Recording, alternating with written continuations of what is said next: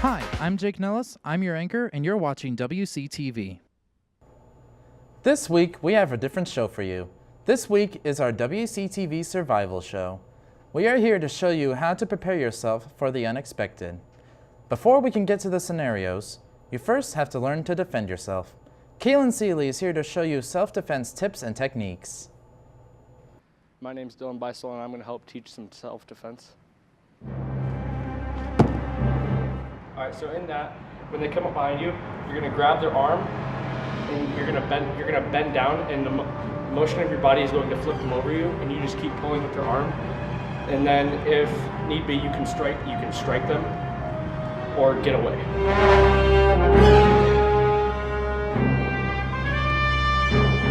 Right, you grab arm with that hand, bring it down, swing your foot over, and just you raise your hips, and it will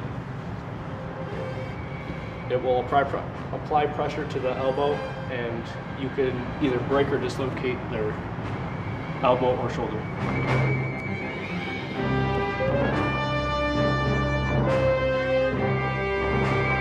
Alright, so we're going to go over here, right next to their chin. If their chin is down, one easy thing to do is you just apply pressure right to underneath the bridge of the nose, and with enough pressure, their head will rise, and then you can get your arm underneath of their chin to get the headlock in place.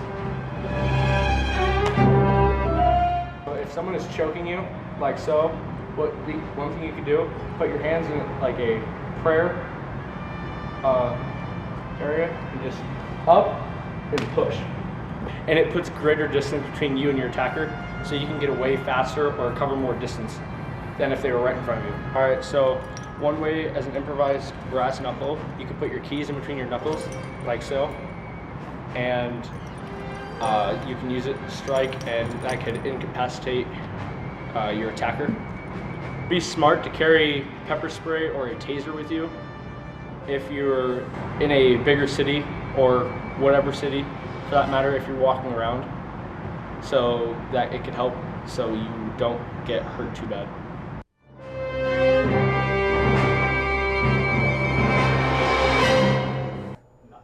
Thanks, Kaylin. We now know how to defend ourselves against any situation.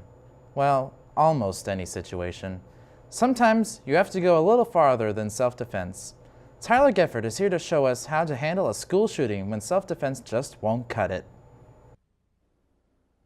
Unfortunately, school shootings have increased greatly in numbers. Since 2013, there have been a reported 205 school shootings, according to Everytown Research. All of these shootings have taken place after the Sandy Hooks Elementary shooting in Newtown, Connecticut on December 14th of 2012. These shootings have taken place all over the country. But what would happen if a shooting happened at WCHS? Would we be prepared? ISS Supervisor Marvin Card told us how to stay safe during a school shooting. What should students do with the third level lockdown? They should go and find a secure room, lock the doors. There should be a teacher in there with you. Lock it. Do what we've done through drills, barricade the room. Then I would turn down on your cell phones, but have them ready, and to alert the office, alert the 911 operators on if and when the active shooter is. What would I do if I was hiding? If I was in the bathroom, hallway, cafe, and try to hide? In our crisis management scenario book for our level 3 plan, it does state if there's a human threat inside an active shooter or worst case scenario, evacuate the building as possible, if you can. Now, survivability is the key. Immediately lock down all classroom doors and barricade them is recommended. If you can't run, you try to hide. So if you're in the hallway, or if you can get in a locker and hide in there, it might be your best bet if you can fit. Now, if you're in the bathroom, best case is try to stay in there and hide it. Find a way to hide, make no noise. But if you can't escape, get outside and run for cover. You fight. Fight until you can get away, until you can get to a safe place. ALO stands for Alert, Lockdown, Inform, Counter, and Evacuate. Alert, you want to alert the authorities or alert the office where the active shooter is and keep them informed. Let your classmates know, that way they can find a way to time to get out. Lockdown, of course you want to lock down your classroom, barricade it until a police comes knocking and secures you. Inform, always inform. If you have a cell phone or a telephone or a CB radio, you want to inform whoever's on the other line where the active shooter is and how many is in that room, so that way we can try to keep everyone accountable. Counter, if you cannot hide, you cannot get away, you want to counter the attack and fight the attacker, so that way you can get out and get to safety. And evacuate. Once you hear everything is taken care of, or the active shooter's on the other side of the building, you want to go ahead and run for safety, get as far away from the building as possible. We'll have fire trucks, police surrounding the whole area and taking you to a different location. And then once we have everything kind of down, the police officers take the investigative reports, then they'll release you to your families. Although a school shooting is unlikely to occur at WCHS, you never know for sure if it could happen. It's always good to know this information, just in case one of these dangerous situations occurred. This has been Tyler Geffert reporting for WCTV. Thanks, Tyler. These situations are very exaggerated examples. Besides defending for yourself, you also have to ensure the lives of others. Let's just say, in a very extreme situation, you're in the middle of the Australian desert. Venomous snakes are everywhere, and there is very little water because it is a desert. You are with a couple of your friends, and one of them passed out after eating a piece of very old beef jerky out of desperation. How do you ensure their survival? You proceed with CPR. But how exactly do you do CPR properly? John Brandt is here to show you.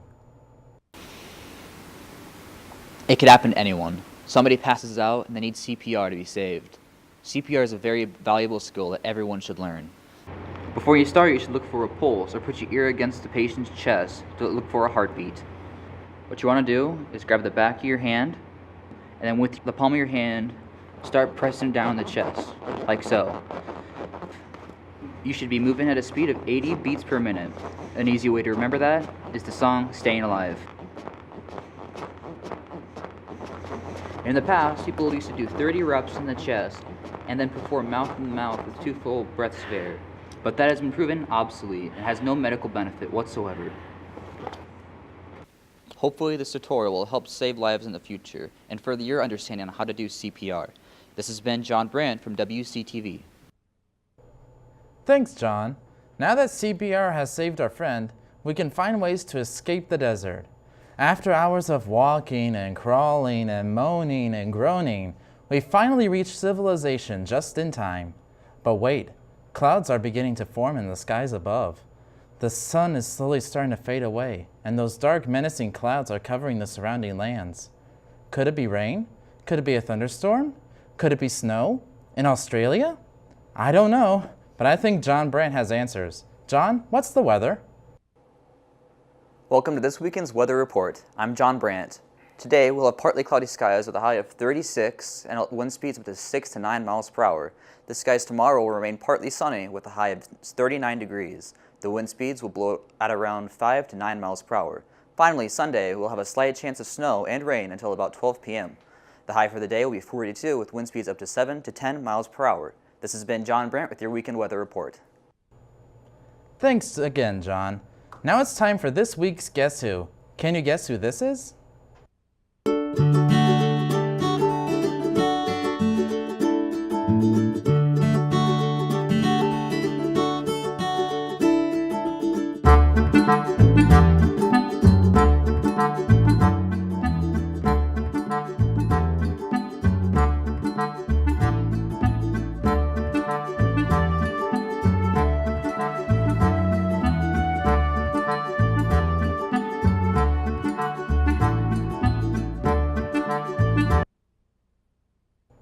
Congrats to all who guessed Hannah Parr. Winter sports have officially started. The girls had their first basketball game last Sunday at Boone and have another game today versus Iowa Falls Alden. Wrestling had their first meet yesterday also against Iowa Falls Alden and Algona, and will have their next meet again against Dallas Center Grimes tomorrow. Boys basketball will have their first game next week. Good luck this winter, Lynx. This has been Jake Nellis for WCTV.